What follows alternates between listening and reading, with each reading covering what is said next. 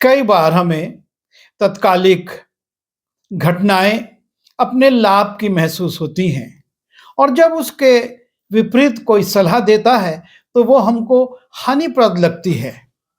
लेकिन हमारा परमेश्वर हमारे हानि को लाभ में बदलने की शक्ति रखता है। जिन बातों को तत्काल में हम लाभ की समझते हैं, परमेश्वर जानता है कि कालांतर में वो हमारी हानि की हो सकती है और इसलिए वो चाहता है कि हम उस पर ध्यान ना दें। बाइबल में दूसरा इतिहास उसके 25वें अध्याय में एक राजा का उल्लेख है, राजा अमस्या का। और राजा अमस्या एदोनियों से युद्ध करने की योजना बनाता है और जब वो योजना बनाता है तो अपने सैनिकों की गिनती करता है और लगभग 3 लाख से ज्यादा सैनिक उसके पास हैं। फिर भी वो ये सोचता है कि यदि मैं इस्राएल के सैनिकों को भाड़े पर बुला लूं तो मेरी सेना और मजबूत हो जाएगी और वो 100 किक्कार चांदी देकर 1 लाख इस्राएली सैनिकों को बुला लेता है। कभी कभी हमको दूसरी बाइबलों को और दूसरे साइड बुक्स उनको पढ़ने की आवश्यकता होती है। और जब मैं इस घटना को पढ़ रहा था, जो कि दूसरे इतिहास उसके 25वें अध्याय के 6वें पद में है, तो मेरी इच्छा हुई कि मैं ओपन बाइबल में भी इसे देखूं। और जब मैंने इस पद को ओपन बाइबल में देखा तो वहां पर 100 किक्कार चांदी के बगल में लिखा हुआ था 3,84,000 अमेरिकन डॉलर। एक बहुत बड़ी राशि। हम 100 किक्कार चांदी को सोचते हैं कि सिर्फ 100 किक्कार तो थी, लेकिन उसका मूल्य जो उसमें दिया गया है वो बहुत ज्यादा है। और राजा अमस्या इतना पैसा देकर इस्राएल के 1 लाख सैनिकों को भाड़े पर बुलाता है।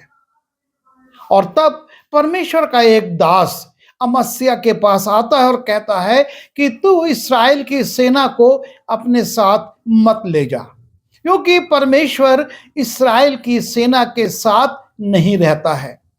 तू ये सोचता है कि इनके जाने से तुझको लाभ होगा, लेकिन तुझको लाभ नहीं होगा।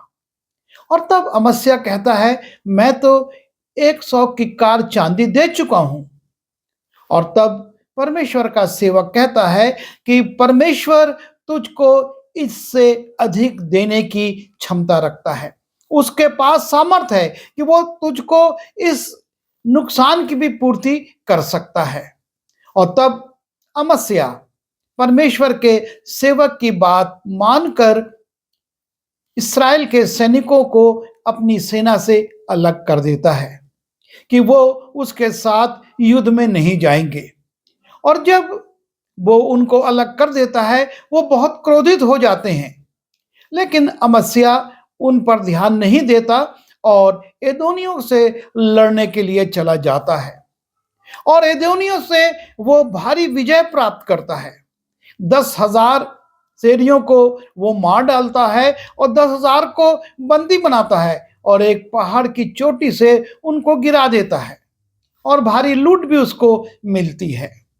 और इस प्रकार हम देखते हैं यहां पर इस घटना में कि तत्काल में अमस्या को अपने 100 किक्कार चांदी को देना नुकसानदेह लग रहा था कि मैं इतना पैसा देने के बाद, इतनी चांदी देने के बाद भी इस्राएल के सैनिकों को नहीं ले जा रहा हूं।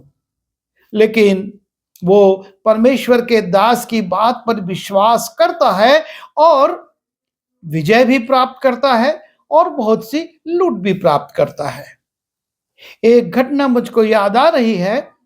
एक बहुत अच्छा दौड़ने वाला धावक था और वो विश्व स्तरीय प्रतियोगिता में भाग लेने जाता है। और जब ये मालूम होता है उसको कि जिस दिन ये प्रतिस्पर्धा होगी वो इतवार का दिन है, तो वो इनकार कर देता है। वो कहता है, मैं इतवार के दिन नहीं दौड़ूंगा, मैं चर जाऊंगा। उसके शुभचिंतक, उसके मित्र उसको बहुत समझाते हैं कि वो ऐसा ना करे। उसने जो परिश्रम किया है, तैयारी की है, उसमें वो ज़रूर से प्रथम स्थान को प्राप्त करेगा। लेकिन वो नहीं मानता, वो इनकार कर देता है और वो उस प्रतियोगिता में भाग नहीं लेता है। उसके दूसरे दिन दौड़ने की एक दूसरी प्रतियोगिता थी और वो 400 मीटर की थी। ये 100 मीटर का धावक था और वो 400 मीटर की दौड़ थी और तब उसको उसमें भाग लेने का अवसर मिल जाता है और वो उसमें दौड़ता है और स्वर्ण पदक प्राप्त करता है। ये है, हम जब तत्कालिक लाभ को परमेश्वर की आज्ञा अनुसार या परमेश्वर को आदर मान देने के कारण उसका इनकार करते हैं, परमेश्वर उससे बढ़कर हमको देने की क्षमता रखता है और देता भी है। जब हम लूका की पुस्तक में जाते हैं और वहां पर हम देखते हैं जक्कई को, और जक्कई से यीशु मसीह कहते हैं कि मुझको तेरे घर में आज रहना अवश्य है। और तब जक्कई यीशु मसीह को लेकर जाता है और मार्ग में उसके हृदय में काम होता है और वो घोषणा करता है कि मैं अपनी आधी संपत्ति कंगालों में, जरूरतमंदों में बांट देता हूं और जिससे भी मैंने अन्याय करके ले लिया है उसका चौगुना मैं फेर देता हूं। जो लोग उसके साथ चल रहे होंगे वो सोचते होंगे कि जक्कई जोश में आकर, उत्साह में आकर ये घोषणा कर रहा है और इससे तो ये कंगाल हो जाएगा, इसके पास क्या बचेगा। आधी संपत्ति ये जरूरतमंदों में बांटेगा और जिसका भी इसने अन्याय करके गलत तरीके से पैसा ले लिया है उसको चौगुना लौटाएगा, तो ये तो स्वयं कंगाल हो जाएगा। लेकिन उसकी ये हानि प्रभु यीशु मसीह एक घोषणा करके लाभ में बदल देते हैं और वो उसके घर में जाकर कहते हैं आज इस घर में उद्धार आया है।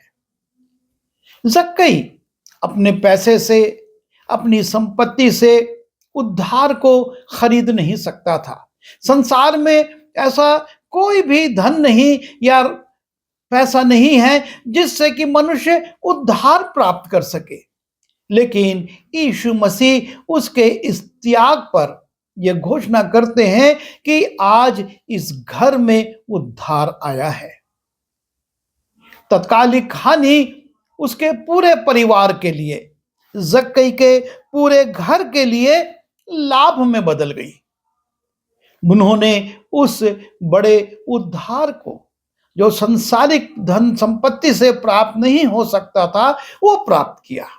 मत्ती रचित सुसमाचार उसके 9वें अध्याय के 9वें पद में देखते हैं मत्ती के विषय में। मत्ती चुंगी की चौकी पर बैठा हुआ है, लेन देन कर रहा है और यीशु मसीह वहां से गुजरते हैं और तब यीशु मसीह मत्ती से कहते हैं मेरे पीछे हो ले। और मत्ती अपने काम को छोड़कर, अपने धन को छोड़कर, वहां पर रखी हुई सारी चीजों को छोड़कर यीशु मसीह के पीछे हो लेता है। और तब संसारिक प्रतिक्रिया निश्चित रूप से आई होगी कि ये तू क्या कर रहा है, तू अपने काम को छोड़ रहा है, अपने पैसों को छोड़ रहा है, अपनी नौकरी को छोड़ रहा है, सब कुछ छोड़कर यीशु मसीह के पीछे जा रहा है, इससे तुझे क्या लाभ होगा। लेकिन हम देखते हैं उस देश में पता नहीं कितने चुंगी की चौकियां होंगी, कितने लोग चुंगी लेते होंगे, लेकिन आज कोई उनको नहीं जानता, उनका कोई अस्तित्व नहीं है। पर मत्ती यीशु मसीह का शिष्य बना, यीशु मसीह के साथ साथ रहा, 12 प्रेरितों में गिना गया और उसने एक पुस्तक भी लिखी जो कि नया नियम की पहली पुस्तक बनी और आज भी लोग उसको पढ़ते हैं, उससे आशीष पाते हैं। उसने तत्कालिक रूप से अपने काम को छोड़ दिया था, अपने पैसे को, गल्ले को छोड़ दिया था। प्रभु यीशु मसीह ने उसको उससे ऊंचा ओहदा दे दिया। मरकुस रचित सुसमाचार उसके 10वें अध्याय में जाते हैं और वहां पर पतरस यीशु मसीह से पूछता है और कहता है, देख हम तो अपना सब कुछ छोड़कर तेरे पीछे हो लिए हैं, अब हमें क्या मिलेगा?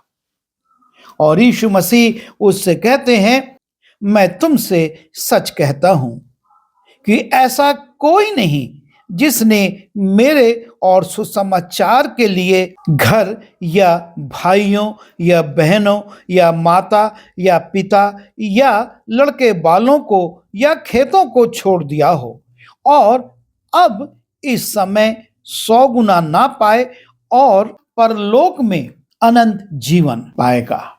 और इस प्रकार से यीशु मसीह उस पर प्रकट करते हैं कि तत्काल में तुमने जो छोड़ा है, अपने परिवार को छोड़ दिया या अपने कार्यों को छोड़ दिया, अपनी धन संपत्ति को छोड़ दिया, अपने खेतों को छोड़ दिया, पर परमेश्वर तुमको इससे 100 गुना अधिक वापस करने वाला है। जब हम पौलुस के विषय में देखते हैं, पौलुस फिलिपियों को लिखता है और उनको बताता है कि मैंने जो जो चीजें मेरे लाभ की थी उनको कूड़ा समझा है।